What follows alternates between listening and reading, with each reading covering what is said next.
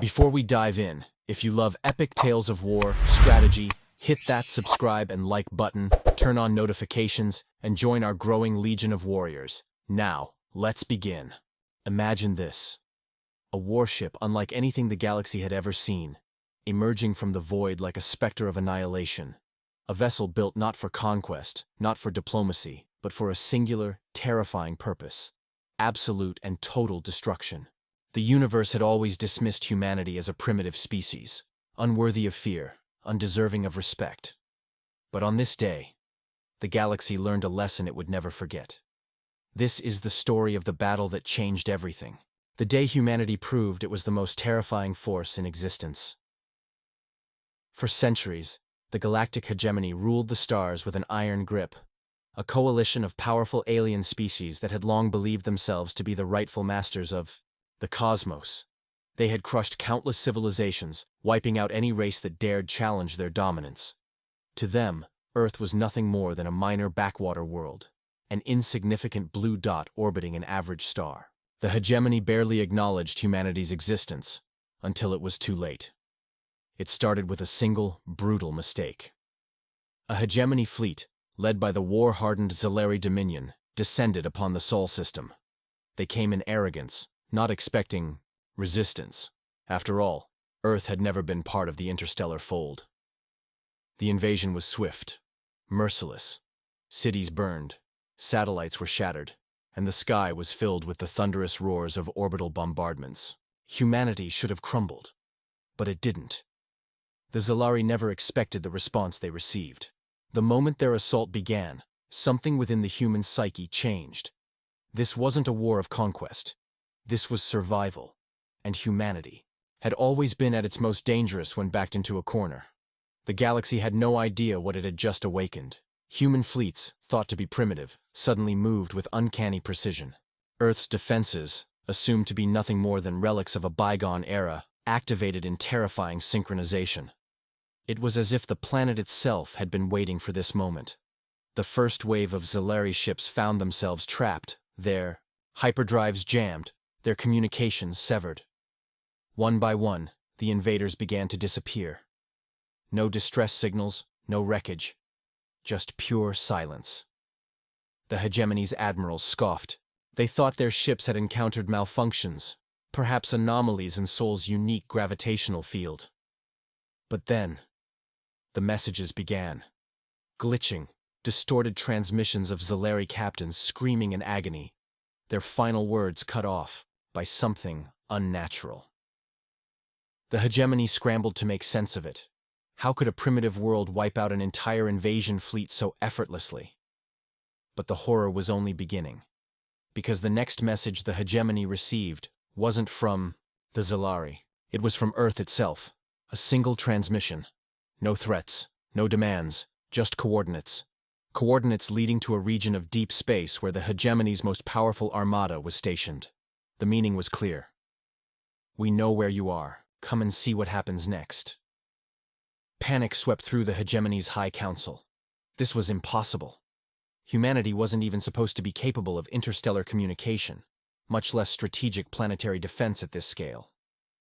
But arrogance is a dangerous thing, and the hegemony was still convinced of its superiority. So they did the unthinkable. They sent their grand fleet, 50,000 warships, the most formidable force the galaxy had ever known, to Earth's doorstep. They expected a final crushing blow to end this anomaly of resistance. Instead, they found horror. As the fleet arrived in Sol, the system was eerily silent. No distress calls, no planetary defenses activated. Just the cold, dead void. The fleet held position, scanning, searching. But then, the stars themselves seemed to flicker. That's when they realized Earth wasn't alone. Something was waiting for them. Something human. And the galaxy would never be the same again. The hegemony's grand fleet hung in the darkness of Sol, a behemoth of destruction, 50,000 warships strong. Their presence alone should have been enough to force surrender. No civilization in recorded history had withstood such overwhelming power. The Zalari, the Council of Varn, the Dominion of the Unseen, each had been broken beneath the might of this armada, and yet Earth did not kneel. Instead, the silence of space was broken by a single transmission, broadcast in a language the hegemony's translators struggled to process. It was fragmented, layered, something deeply unsettling. The transmission carried no threats, no pleas for mercy, just a message wrapped in raw defiance. We are already inside your fleet. Confusion rippled through the command channels. Inside? Impossible.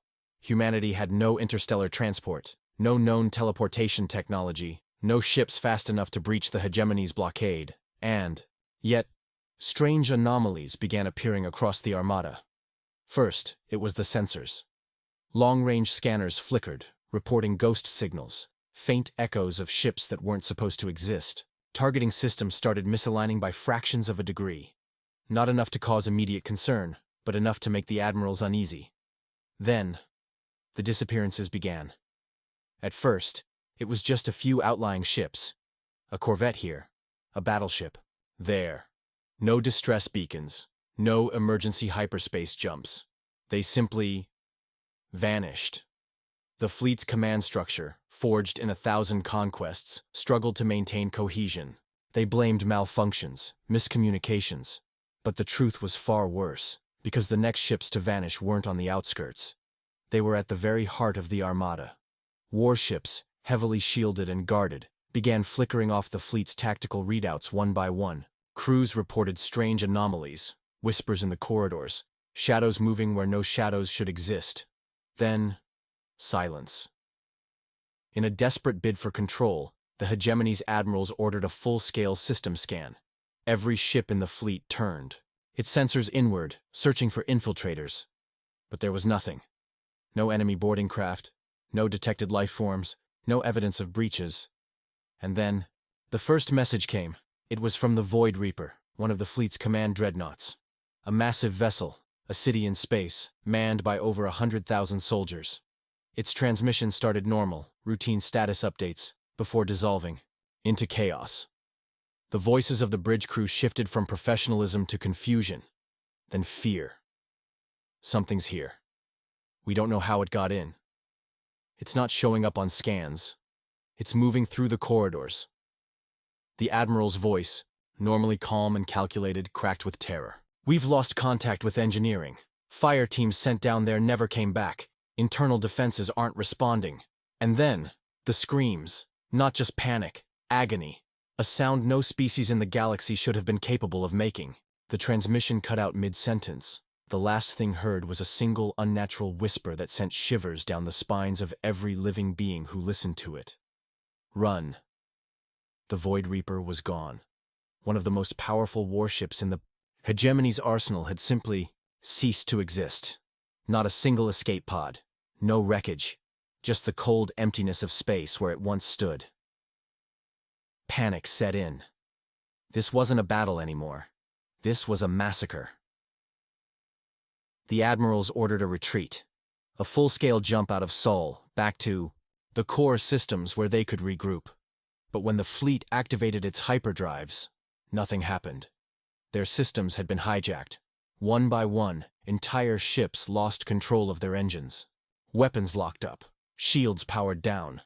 Entire crews found themselves trapped, unable to so much as access their own ship's navigation. The galaxy's most advanced fleet had been rendered helpless. Then, humanity finally spoke. Not through threats, not through demands, but through action. A single Earth-built warship decloaked before them. A black leviathan, its hull gleaming like a void in the fabric of reality. It had no markings, no insignias.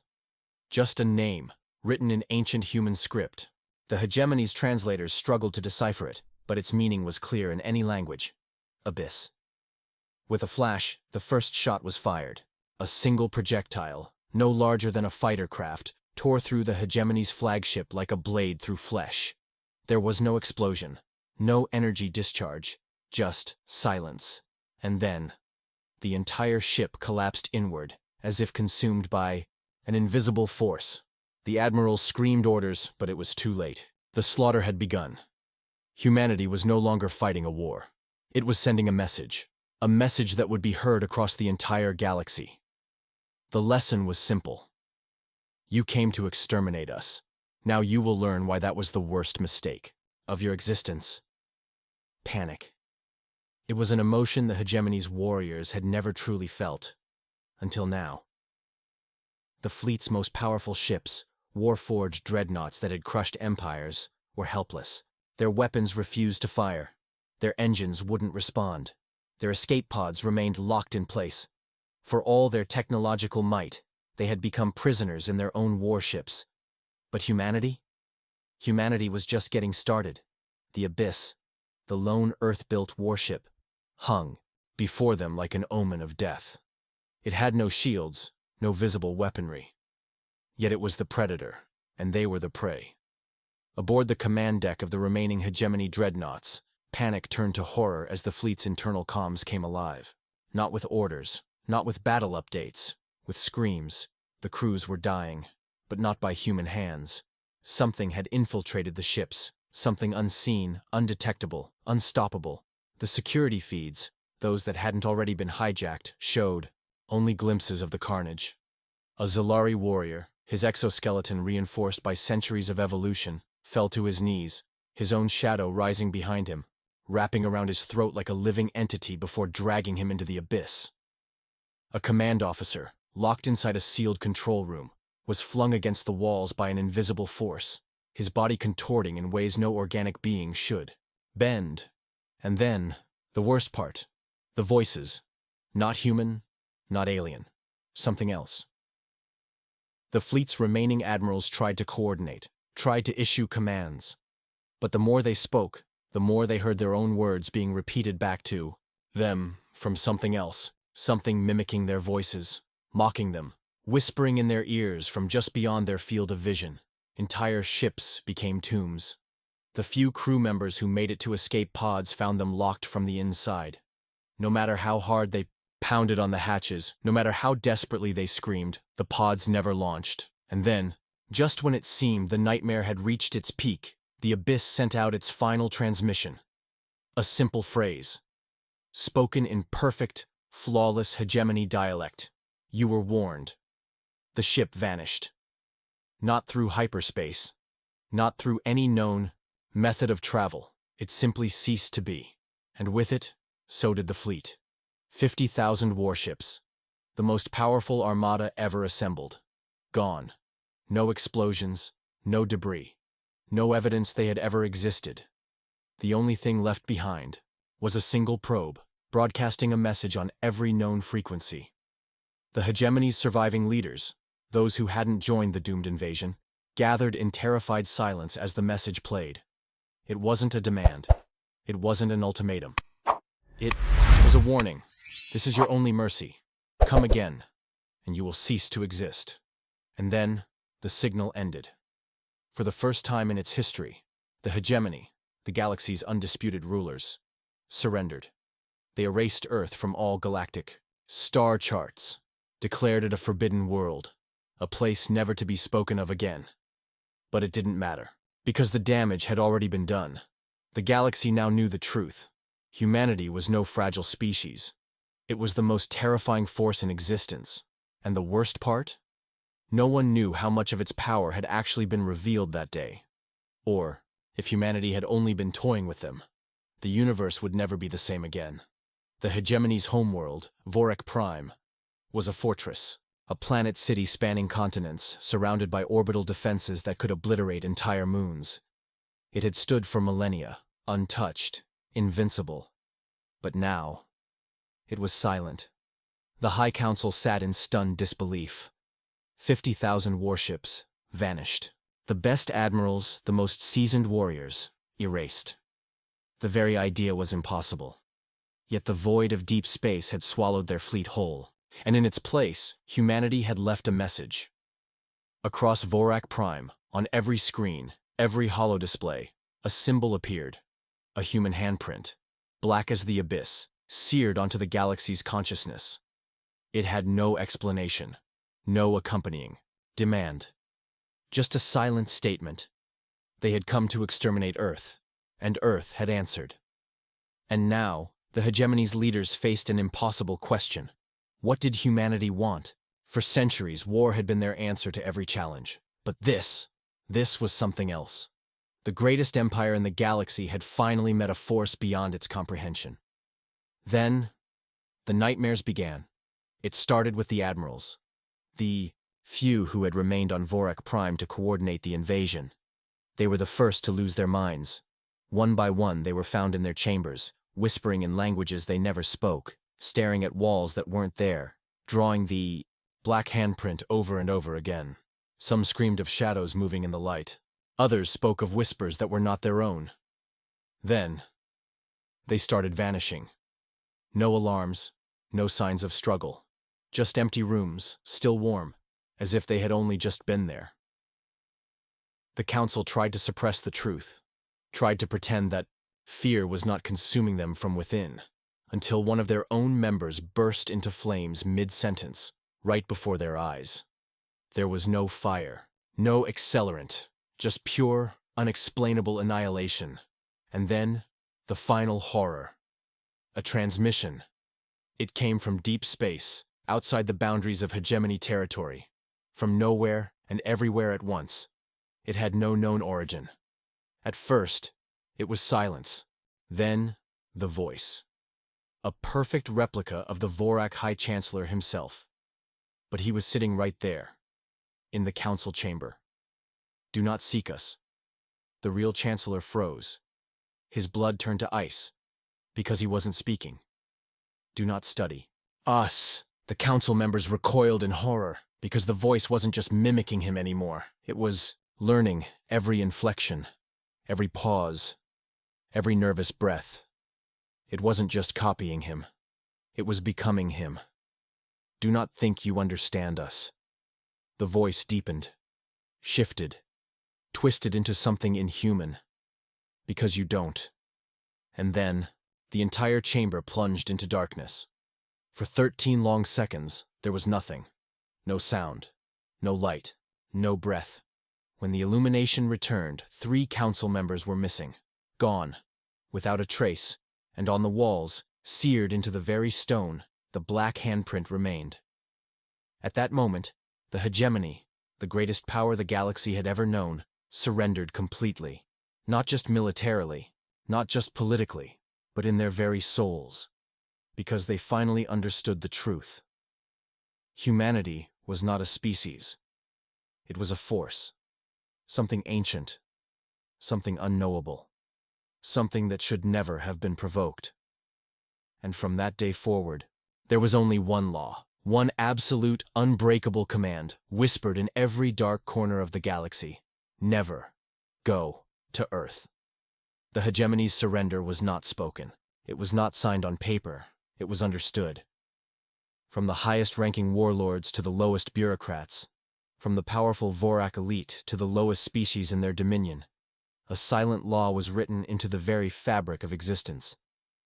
Humanity was off limits. Their world, Earth, was to be forgotten, was to be not conquered, not studied, not even mentioned. And for a time, it seemed that would be enough, that the galaxy would move on, that the terrifying memory of Earth's impossible power would fade into the darkness. But curiosity is a weakness as much as it is a strength, and deep within the hegemony, there were those who refused to accept the truth. They were scientists, scholars, truth-seekers, and fools, because they had a question, one that haunted them, gnawed at them, drove them to madness. What if humanity wasn't as powerful as they thought? What if it had all been an illusion, a trick of fear, a masterstroke of deception? What if the hegemony had surrendered to shadows? It started with whispers, then secret meetings, then the formation of a hidden faction, the Unveilers. They would do what the hegemony feared. They would return to Earth. A fleet was assembled in absolute secrecy, not warships. This would not be an invasion. It would be an investigation. Their mission was simple. Enter the Sol system, land on Earth, study humanity firsthand, discover their truth. Because if they were right, if humanity was nothing but a cosmic bluff, then the greatest power in the galaxy had surrendered to nothing. And if they were wrong, they would never leave Earth again. The fleet moved in silence, far beyond the reach of Hegemony Command. No records were kept, no logs were written. There would be no distress calls. And as their ships emerged from hyperspace at the edge of the Sol system, a chilling realization struck them immediately. Earth was still there, still orbiting its sun, still standing, untouched. For a species that had repelled an empire, there was nothing guarding their world. No fleets, no planetary defense grid, no orbital fortresses. It was wide open, almost as if it was inviting them in. They proceeded cautiously, slipping past Mars, scanning the system. Every readout confirmed the same thing. Humanity was still here, still living, still thriving, as if nothing had ever happened. There were no signs of war, no evidence of a civilization scarred by the greatest battle in history. It was as if humanity had never even noticed the hegemony's attack. And that was terrifying. Because the Unveilers knew one undeniable truth about galactic warfare. Nothing survives unscathed. Nothing walks away from obliterating an entire fleet without bearing the scars, and yet Earth had none. Either humanity was so vastly superior that their battle had been insignificant to them, or the real fight had never even begun. The lead vessel descendant moved into Earth's orbit, cloaked, silent. They had one objective left, to land, to see for themselves. But as they descended, something changed. The atmosphere was calm, the world below peaceful. Cities sprawled across the continents, glowing with lights, filled with movement, life. Too normal. No sign of war. No sign of military rule. No grand displays of power. Just a world, living. A species that had no right to be as powerful as the stories claimed. They had watched from the shadows when the hegemony fell. They had studied every fragmented record, every lost transmission. And they had come to a conclusion. Earth had to be tested. Not through invasion, not through war, through annihilation. Because if humanity was truly the threat the galaxy feared, then it needed to be destroyed before it could awaken again. And so, from the abyss, a force older than the hegemony itself began to move. A fleet unlike anything the galaxy had ever seen, silent, unseen, unstoppable. It did not declare war. It did not make threats. It simply arrived. A dark hand reaching for the forgotten world, and this time, Earth would not be given the chance to fight back. They would not land. They would not give warnings. They would end humanity in an instant, with a weapon forged from the death of 1,000 worlds. A weapon that had never failed. A world killer, capable of reducing entire planets to dust, capable of erasing Earth from existence, before humanity even realized it was under attack. The weapon was fired, and in the vast cold silence of space, it moved faster than light, an invisible, unstoppable force. There would be no escape, no last stand, no warning. The moment it touched Earth, it would be over. And then, it stopped. Not because it had been intercepted, not because of a defense grid, not because of anything that should have been possible. It simply stopped existing. The energy, the mass, the force of it, gone, as if it had never been fired, as if the universe itself had rejected its presence, and on board the warship, the hunters watched in horrified silence. Because in place of their weapon, there was something else, a message, burned into the void of space, words that should not have been possible, words written in their own language, in their own blood, words that answered their challenge. Your mistake was thinking we wouldn't notice. The silence did not last long, because Earth turned its gaze to them, and suddenly, they were no longer the hunters. They were the hunted. And for the first time, in their eternal reign, they felt fear. They ran, not out of strategy, not to regroup, out of sheer terror. The moment their weapon vanished, the universe changed. The darkness of space, once vast and empty, now felt like it was watching them. Every shadow, every flicker of light, every ripple in the void, it was all wrong. They had erased 1,000 worlds, crushed civilizations before they even knew they were under attack. They had never feared anyone, until now. Because humanity wasn't reacting. It wasn't retaliating. It was waiting, and that was far, far worse. For the first time in their existence, the predators of the cosmos did not understand what they were dealing with. They activated every sensor, every failsafe, every escape plan ever designed, but none of it mattered. Because Earth was no longer just a planet. It was an intelligence, a force, and it had decided that they were no longer welcome in its reality. Their ships began to vanish. Not explode, not break apart. Vanish. One by one, entire warships blinked out of existence. No wreckage, no debris.